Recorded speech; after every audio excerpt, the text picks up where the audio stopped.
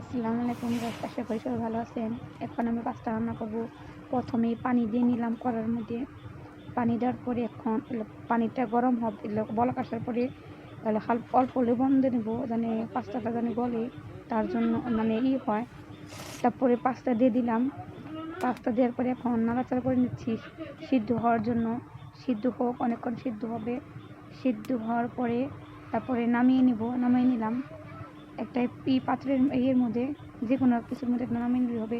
এখন আবার ফিরা কড়াই বসালাম, কড়াইয়ের মধ্যে পরিমাণ মতো তেল দিলাম। এখন আমি মুরগির মাংস দিয়ে পাস্তা রান্না করবো আজকে, তাই পেঁয়াজ কুচি দিলাম। পেঁয়াজের পর এখন তারপরে মরিচ দিচ্ছি। মরিচে আদা রসুন দেওয়ার পরে অল্প পানি দিলাম, নাহলে পুড়ে দেওয়ার সম্ভাবনা থাকে। পানি দিয়ে নিলাম। সব মশলা দেওয়ার পরে হ্যাঁ ভালো মতো ঘাটতেছি। ঘাটার পরে এখন লবণ দিব পরিমাপ মতন লবণ দিয়ে নিলাম।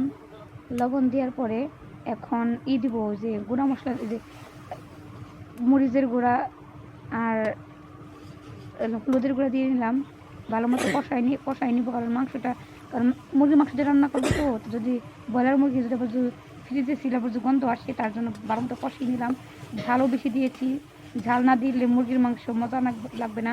দিয়ে পাস্তা বানাতে তার পুরো ঝাল মুড় সব ঠিক বেশি দিয়েছি, কারণ ঝাল খাই বেশি, তাছাড়া মুরগির মাংস ঝাল ছাড়া মজা লাগে না। এখন অনেকক্ষণ কষানোর পরে অল্প করে পানি, কষানো এরকম লাল লাল হয়ে গেলে, কষা অনেক প্রায় পোড়া হয়ে গেছে। এখন পরিমাণ মতো পানি দিব, কারণ সিদ্ধ করার জন্য, সিদ্ধ যেন হয় ভালো মতন সিদ্ধ করে নিব। এখন সিদ্ধ করে আমার রান্না একটা শেষ। এটার মধ্যে একটু পোড়া করবো। আমার ভাগিনে এসে পড়েছে, ওর বলে ক্ষুধা লাগছে। হয়েছে, একটু ওয়েট করো আর 5 মিনিট। ওকে, ঘরে যাও। এই যে আমার পাস্তা রান্না হয়ে, পাস্তা দিয়ে দিয়েছি। পাস্তা দিয়ে দেওয়ার পরে অনেকক্ষণই করবো, ওই যে ভেজে নিব।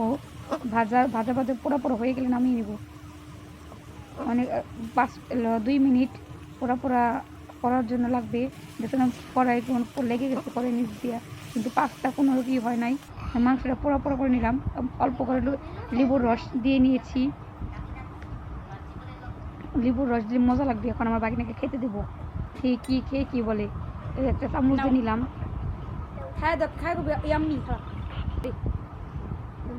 খাইতেছে, দেখি কেমন কি বলে।